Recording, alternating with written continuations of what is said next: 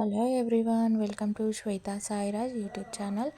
ఈరోజు మన ఛానల్లో పెసరట్టు ఉప్మా అల్లం చట్నీ ఎలా చేసుకోవాలో చూపిస్తున్నాను. ఫస్ట్ 2 గ్లాసుల పెసర్లు తీసుకుంటున్నాను. హాఫ్ గ్లాస్ బియ్యం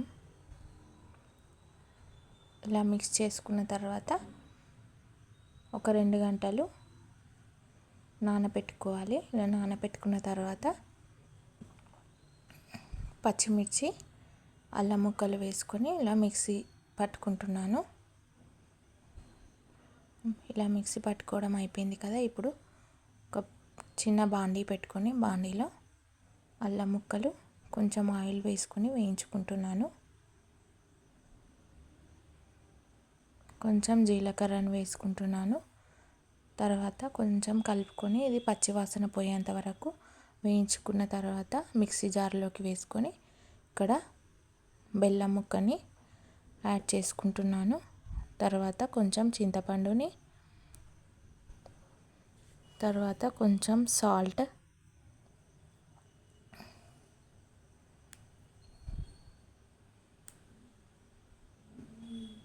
కొంచెం కారం పొడి వేసుకుంటున్నాను. ఇప్పుడు మిక్సీ పట్టుకున్నాను. అల్లం చట్నీ రెడీ అయిపోయింది. ఇప్పుడు స్టవ్ పైన ప్యాన్ పెట్టుకొని ప్యాన్లో ఆయిల్ వేసుకుంటున్నాను. ఆయిల్ వేడెక్కిన తర్వాత ఆవాలు, జీలకర్ర,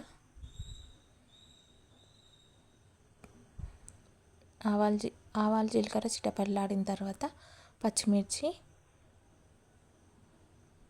ఉల్లిపాయలు, కరివేపాకు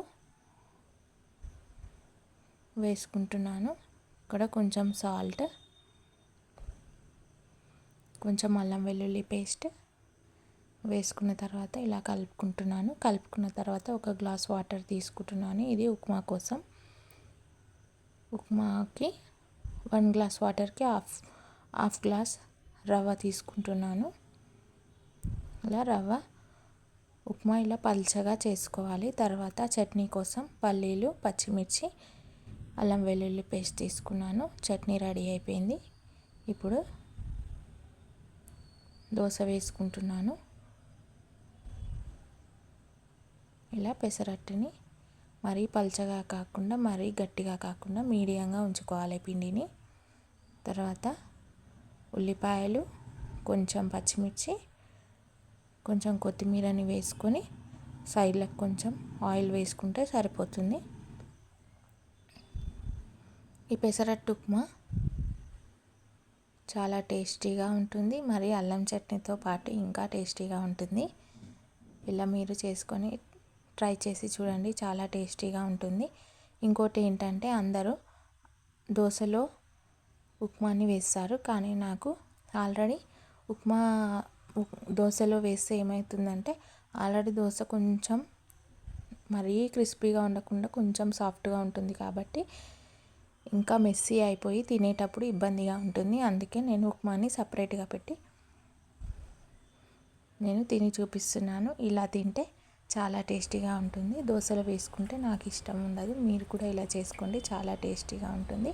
తినేటప్పుడు ఇబ్బంది లేకుండా ఈజీగా తినేయచ్చు. ఈ పెసరట్టు ఉప్మా గనక మీకు నచ్చినట్టయితే like, share, subscribe to Shweta Sairaj YouTube channel.